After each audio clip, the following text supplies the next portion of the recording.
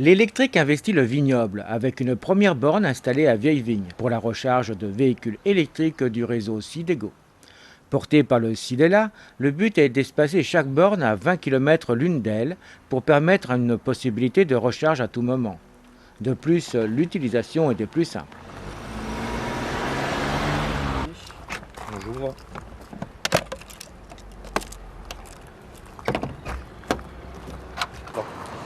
Alors, via mon badge,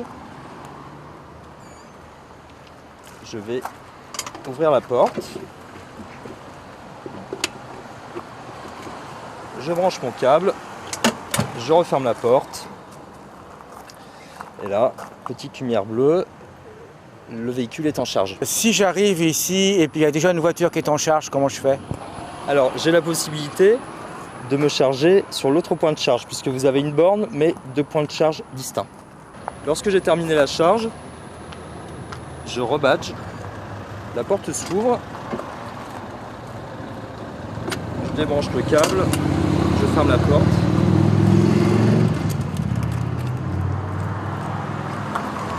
Je débranche également le câble sur le véhicule.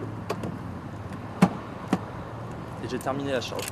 Alors c'est une borne de recharge pour véhicules électriques qui rentre dans un programme de déploiement de près de 200 bornes qui vont être installées dans le département.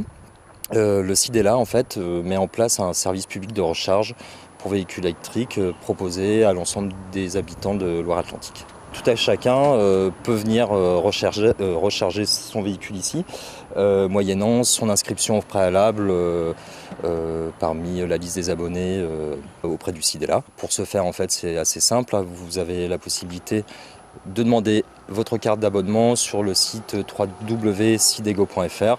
À ce moment-là, on vous délivre gratuitement une carte d'abonnement. Cette carte d'abonnement, par la suite, vous la rechargerez via votre carte bancaire et vous pourrez l'utiliser sur l'ensemble de notre réseau. Le coût de tout ça?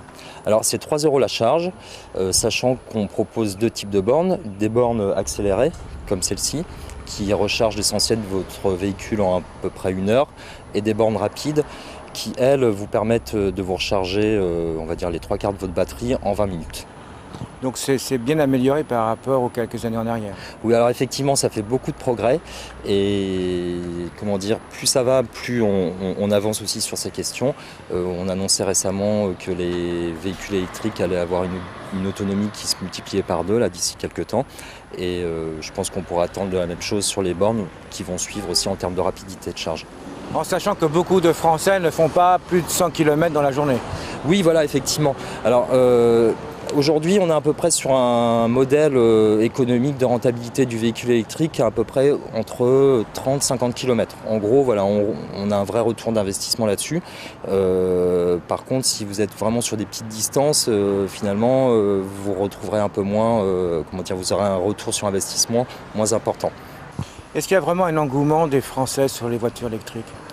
Alors, pour le moment, si on regarde les chiffres globaux, la position du véhicule électrique par rapport à l'ensemble des véhicules, c'est à peu près 1% sur le marché. Donc finalement, on pourrait se dire qu'il n'y a pas vraiment un engouement.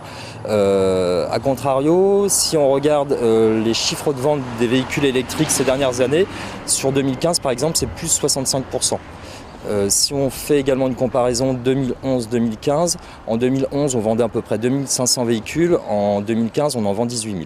Donc il y a un réel engouement et on voit effectivement que de plus en plus de Français utilisent l'électrique.